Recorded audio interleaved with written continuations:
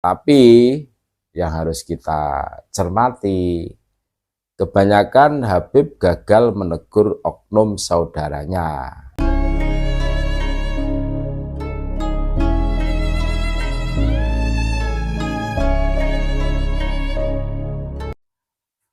Assalamualaikum warahmatullahi wabarakatuh. Saudara-saudaraku sebangsa setanah air yang kami cintai, yang kami muliakan, yang kami banggakan, dimanapun Anda berada, berjumpa kembali dengan kami, channel Bejo Donya Akhirat. Sak bejo bejane wong kang lali, isih luwih bejo wong kang eling lan waspada dan tetap engkari harga mati. Memang tidak semua Habib itu zalim dan salah. Tidak semuanya, memang tidak semua Habib zalim, dan yang salah hanya oknumnya saja. Tapi yang harus kita cermati, kebanyakan Habib gagal menegur oknum saudaranya. Inilah, pada saat ada Habib yang mencaci maki ulama pribumi, kenapa mereka yang mengaku paling NKRI, paling waras, itu kok tidak menegur? Kali ini menimbulkan pertanyaan. Dan bahkan saya pernah mempertanyakan ini. Ya jawabannya memang ini ada prosedural di antara kami. Kami memang tidak bisa berbuat banyak karena itu ada prosedural seperti itu. SOP-nya seperti itu. Duh, orang salah kok tidak ditegur, ini gimana kan gitu. Terkesan membiarkan, ya iya, terkesan itu membiarkan. Sehingga kezoliman oknum Habaib Alwi Mu'asal Yaman di negeri ini terjadi dari abad ke abad. Jadi seakan-akan ini ada pembiaran atas kezoliman yang dilakukan oleh oknum Bani Alwi. Terus yang mengaku waras ini tidak pernah menegur.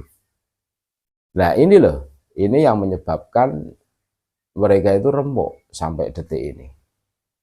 Remuk. Apalagi mereka satu rumpun atau satu golongan. Abad 9 Hijriah, abad 15 Masehi, oknum Habib Alwi mulai mencangkokkan nasab leluhurna, yakni Ubaidillah atau Abdullah sebagai keturunan Sayyid Ahmad bin Isa dari Irak. Padahal ya tidak ada data dari abad 4 sampai dengan 9 Hijriah. Mendata hal tersebut, apalagi hasil tes genetik dari kromosom Y, tes Y-DNA abad 21 Masehi, membuktikan kepalsuan nasab mereka sebagai terah garis laki-laki. Alawiyin. Yang kedua, abad 18 Masehi, oknum Ba'alwi, Ratu Syarifah Fatimah, beserta menantu sekaligus keponakannya Syarif Abdullah, mengkudeta tahta Sultan Banten Sultan Zainul Arifin tahun 1750 Masehi, sehingga menimbulkan konflik perlawanan perang yang dipimpin Kiai Tapa dan Tubagus Buang hingga tahun 1752 Masehi. Yang ketiga, abad 19 Masehi, Mufti Betawi Habib Usman bin Yahya Antek atau PNS-nya penjajah Belanda mengeluarkan fatwa yang pro pemerintah Hindia Belanda yang melarang melakukan perlawanan jihad terhadap penjajah.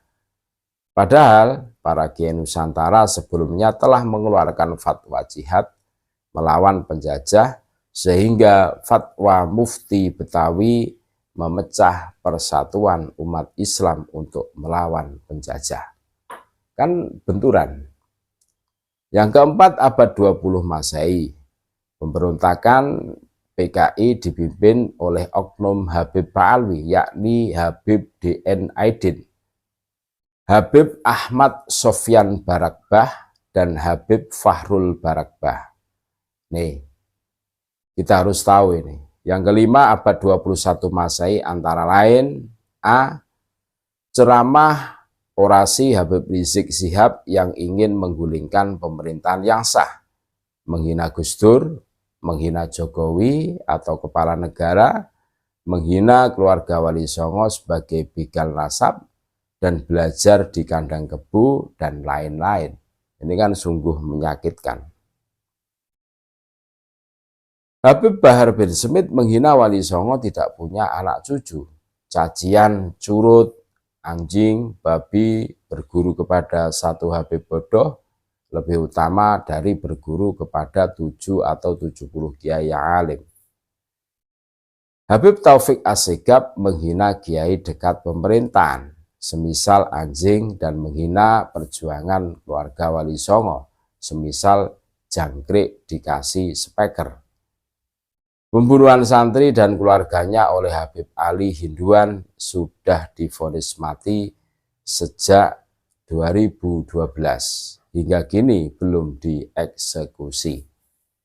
Pembelokan sejarah nasab, silsilah begal nasab, dan kuburan serta makam oleh LBY terkait KRT Sumodinirat, Panembahan Girilaya, Pangeran Diponegoro, Pangeran Terboyo, dan lain-lain. Habib Hasan bin Ismail Al-Muhdor merendahkan makom kewalian Sultanil Aulia Syekh Abdul Qadir Al-Jilani Qaddasallahu sirrah di bawah makom kewalian leluhur Pak Alwi, yakni Muhammad Faqih Muqaddam, dan menyatakan Nusantara atau Indonesia atau Jawi atau Jawa adalah milik Aulia Tarim atau penjajahan doktrinal, kultural, dan spiritual. Habib Royhan Al-Qadri bilang kiai yang menikahi Syarifah atau Habibah bukanlah kiai tapi taek. Habib Zainal Abidin Assegaf dan Alidin Assegaf Naqobatul Ashraf mendustakan nasab Wali Songo dan keluarga keturunannya. Habib Novel bin Muhammad Al-Idrus menyatakan doktrin orang yang mengoreksi Habib mirip seperti iblis. Wah. Persekusi Habib dan pendukungnya. Nah, dan lain sebagainya. Karena oknum Bapak Pak Ali pada zalim, pada zalim, dan dasar utamanya karena sombong akan nasabnya, maka perlu dibuka fakta ilmiah bahwa meski tidak semua Habib salah dan zalim, tapi semua Habib Pak Alwi muasal Yaman bukanlah dzurriyyah Nabi Muhammad SAW atau bukan Alawiyin terah garis lagi. Jangan salah sangka dianggap logika melenceng karena salah dianggap palsu nasabnya. Tapi karena zalim keterlaluan, karena sombong nasab, maka dibukalah fakta ilmiah ketidakbenaran nasabnya supaya tidak sombong dan zalim lagi. Dulu memang orang takut untuk meluruskannya karena takut kualat mungkin. Ya memang faktanya seperti itu. Karena sekedar prasangka baik kepada turunan Nabi SAW. Padahal Nabi SAW bersabda, andai Fatimah anakku mencuri akan kupotong tangannya. Apalagi yang turunan jauh, apalagi yang cuma menyangka turunan Nabi SAW tapi fakta ilmiahnya bukan. Sekarang bukan zamannya lagi takut kualat kepada Habib. Kalau ada Habib salah harus diluruskan. Apalagi kalau ada mereka aslinya secara ilmu genetik terah Yahudi Yaman Bani Khazar, bukan terah Imam Ali dan Nabi Muhammad SAW. Ini bukan dendam, tapi perlu disampaikan agar pada masyarakat luas pada waras dan sadar. Merdeka di negeri sendiri.